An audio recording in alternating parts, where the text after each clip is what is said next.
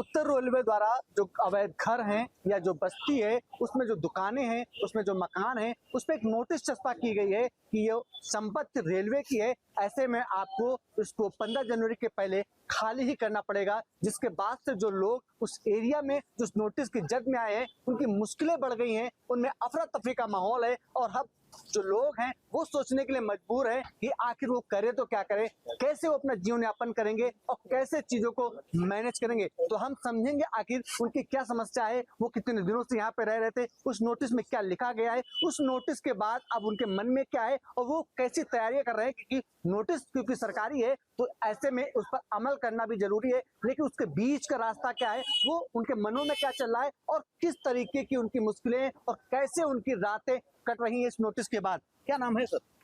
मनीष कुमार गुप्ता नाम है। मनीष जी, एक उत्तर रेलवे की तरफ से नोटिस चस्पा की गई है जिसमें कहा गया है कि जो झोपड़ियां हैं, जो मकान हैं, जो दुकानें हैं जो जद में आई है वो अवैध है, इनको 15 जनवरी तक खाली करना। क्या है पूरा मामला? सर अगर अवैध होती तो इसकी रजिस्ट्री नहीं होनी चाहिए थी।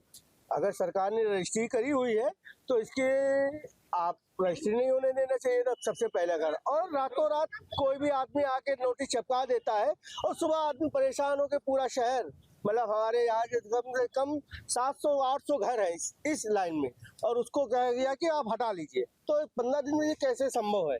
किसी भी आदमी को आप रातों रात बोल देंगे कोई अपना, हम लोग यहाँ पे आज से नहीं 50 साल पहले हमारे पिताजी ने यहाँ पे घर आके लिया था, वो भी उससे पहले भी बना हुआ था, तब उसके बाद रजिस्ट्री हुई। उसके बाद भी हम लोग 50 साल के आधा जीवन पूरा काट चुके हैं। अब हम लोग इस उम्र में नया घर और नई चीजें कहाँ से लाएं? ये सब हमारा व्यापार भी यहीं से हम जुड़ा है, घर भी, बच्चे भी हमारे लोग कहाँ जाएंगे? कितने लोगों का परिवार है आपका? हमारे घर में जो हम 4 भाइयों के बीच में हम लोग 28 लोगों का सिर्फ एक घर में परिवार है, और हम लोग एकदम छोटे छोटे बच्चे भी हैं, बड़े बूढ़े भी हैं, माता जी भी हमारी वृद्ध है, बिल्कुल चलने में असहाय पड़ी रहती हैं। हम उनको लेके कहाँ जाएंगे इस समय? मतलब अगर ऐसा कुछ हो रहा है तो सही रास्ता नहीं निकल रहा, हम लोगों को किसी ने सही जानकारी नहीं दी। हम लोग चाहते हैं कि जो भी हो हमारे साथ कोई अधिकारी मिले या हम उसके बाद आप बताएं, हम वहाँ पे जाएं, हमारी बात वो सुने, हम उनकी बात सुने, तो उसका जो भी निष्कारण होगा हम उसको देखें, जो सही मार्ग होगा उसको चुनेंगे। सरकार की चीज अगर सरकार उसको मार्ग नहीं तो हमें कोई आपत्ति नहीं, मगर हमारा भी तो कोई हक है। हम लोगों ने यहाँ पे इतने साल मुआवजा चाहते हैं आप लोग? सर मुआवजा बिल्कुल चाहेंगे ही, मुआवजा तो चाहेंगे, मगर उसके साथ साथ हम लोगों को कहीं स्थायी जगह भी तो मिले। भाई हम लोग इतने सालों से एकदम से कहाँ चले जाएगा, और आज के समय में इतना किसी के पास पॉसिबल नहीं है कि 100 गज मकान लेके बना के रह पाए, उसके लिए भी बहुत कुछ होना चाहिए।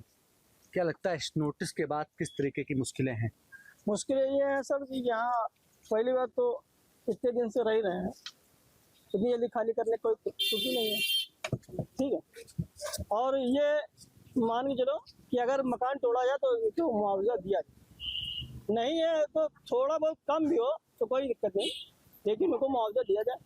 मतलब कितने सालों से आप लोग रह रहे होंगे? अरे हमको लगा 50 साल तो हमको हो गए, मतलब 2 पीढ़ियां आप लोग यहाँ तो रह रहे हैं? 50 साल तो ऊपर होता है। 2 पीढ़ियां, तीसरी पीढ़ी चल रही। अच्छा, नोटिस जो चस्पा करने आए थे उन्होंने उससे कुछ बात हुई, कुछ बताया? हाँ, बात उन्होंने बताया कि जो है धीरे धीरे करके हम आगे बढ़ते रहेंगे और ये पूरी खंती जो है राजीव नगर खंती पूरी खाली करा देंगे। तो लगभग कितना एरिया होगा, कितने मकान होंगे इस पूरे एरिया में? अरे हमको लगता कम से कम 1500-1600 मकान में कम नहीं होगा, तो सब पे ज्यादा होगा, कम 2000 के ऊपर ही मकान। क्या लगता है दादा, कितनी बड़ी समस्या है आप लोगों के लिए? समस्या तो बहुत बड़ी है सर। बात यह है कि यहाँ नोटिस चिपका दिया, हम लोग हड़बड़ी में आ गए, कैसे क्या करें क्या ना करें। और हजारों परिवार यहाँ पर है, छोटे छोटे बच्चे हैं, वृद्ध लोग हैं, काफी लोग हैं यहाँ पर, तो ये कहाँ जाएंगे? पहली बात तो ये है। और एक तरफ योगी सरकार गरीबों को दे रहे हैं, मकान योजनाएं दे रहे हैं एक से एक गरीबों को, और हम गरीब कहाँ जाएंगे? ये भी तो देखिए, वो उधर बसा रहे हैं, इधर हम लोगों को उजाड़ रहे हैं। तो उजाड़ने के पहले उनको भी सोचना चाहिए कि हम लोगों के लिए क्या होना चाहिए। अच्छा, जो नोटिस है, नोटिस के मुताबिक जो एरिया है वो रेलवे की जमीन पे है, आप लोगों को मकानों की रजिस्ट्री होंगी? हमारी रजिस्ट्री है, नगर पालिका की हाउस टैक्स की रसीद भी है मेरे पास। यहाँ पर सभी मकानों में और सन 85 में हमने उसका टैक्स भी दिया था नगर पालिका के, उसके बाद टैक्स ना आया है, और टैक्स भरने की बात है तो हम लोग टैक्स भर सकते हैं। कुल मिला करके अपना परिवार तो बचाएंगे उसके ना। क्या तैयारी चली नोटिस के बाद, क्या आप लोग सोच रहे हैं, क्या मन में? मन में क्या है, अब जो सरकार चाहेगी वो होगी। हम लोग तो बिल्कुल पड़े हुए कि हम लोग कहाँ जाएंगे, ये है। अब क्या दादा, कितनी बड़ी समस्या है, कैसे मैनेज करेंगे? क्योंकि अब नोटिस चस्पा हो गई है, 15 जनवरी डेडलाइन भी तय कर दी गई है, 16 जनवरी उन्होंने कहा है रेलवे ने कि हम खुद खाली करेंगे अगर आप लोग खाली नहीं कर पाए।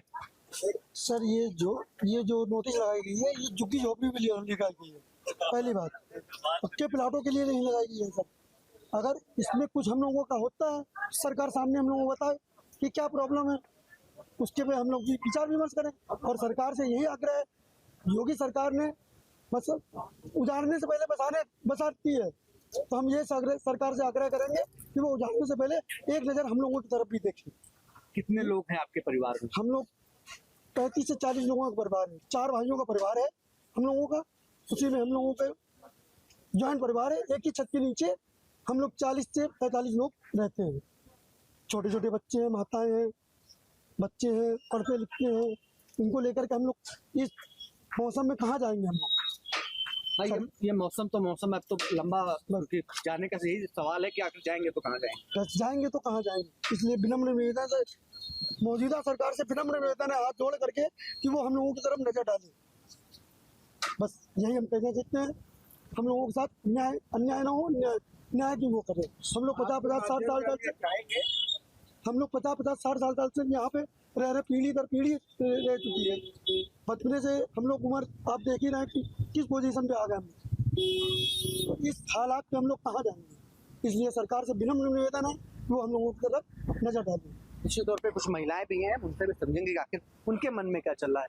कितने सालों से इस एरिया में रह रही हैं? सर हम यहाँ पे कम से कम 25-30 साल से रह रहे हैं। उसके पहले से हमारे सास ससुर लोग उसके पहले से यहाँ रह रहे हैं, मतलब 35-40 साल का है। मकान है उसकी रजिस्ट्रियाँ हैं आप लोगों के पास? हाँ है सर, हाउटेक्स का भी कागज है सर हम लोगों के पास। रेलवे कह रहा है कि अवैध है, अवैध उनकी जमीन पे आप लोगों ने बना लिया सर है। अवैध की तो हम लोगों को कोई जानकारी भी नहीं, क्योंकि हम लोगों ने जिससे भी लिया उससे में हम लोगों को कागज मिला है, हमारे पास लिखा पढ़ भाई हाउटेक्स भी हम लोग दे रहे हैं। उसके आगे उन्होंने किससे लिया ये जानकारी तो हमें है भी नहीं, ना वो लोग अब इस समय होंगे भी। भाई वो लोग जहाँ क्या पता कब कहाँ चले गए। हम लोग खुद यहाँ रह रहे हैं, हम लोगों को एकदम से 15-16 लोगों का परिवार है, 2 लोगों का। इस समय पोजीशन पे आपने ऐसे कह दिया कि 15 तारीख को आप खाली कर दो। 15 तारीख को खाली करके हम लोग पूरी फैमिली लेकर कहाँ जाएंगे? पर उसके बाद आगे भी अन्य समस्या हो जाएगी। पारिवारिक जीवन किस तरह हम लोग यहाँ व्यतीत कर रहे थे, अब हर जगह जाके हर चीज देखना समझना। इसी पर सरकार से यही निवेदन है कि हम लोगों को मुआवजा या कुछ हमारी रास्ता निकालें हम लोगों के लिए। बस इतनी दरख्वास्त है। माता जी, कितनी बड़ी समस्या है आपको एज ए महिला, आपके परिवार के लोग होंगे, कितने सालों से इस एरिया में रह रहे होंगे? 20-25 सालों से रह रहा है। पहले हमारे सास ससुर रहते थे और मतलब घर मकान का कागज वगैरह किया और सब होता है, तो मतलब छोटे छोटे बच्चे लेकर कहाँ जाएंगे? पढ़ने लिखने वाले बच्चे हैं, इतनी जल्दी मतलब कैसे वो होगा? नोटिस कब चस्पा हुई थी? कितने दिन हो गए नोटिस लगे हुए? ये परसों लगे। आपके मोबाइल पर तुरंत आएगी ब्रेकिंग न्यूज। स्क्रीन पर सबसे पहले दिखेगी बड़ी खबर, देश दुनिया की हर खबर एक जगह। अब आपके मोबाइल पर तुरंत फटाफट इंस्टॉल कीजिए न्यूज नेशन ऐप और रखिए खुद को अपडेट।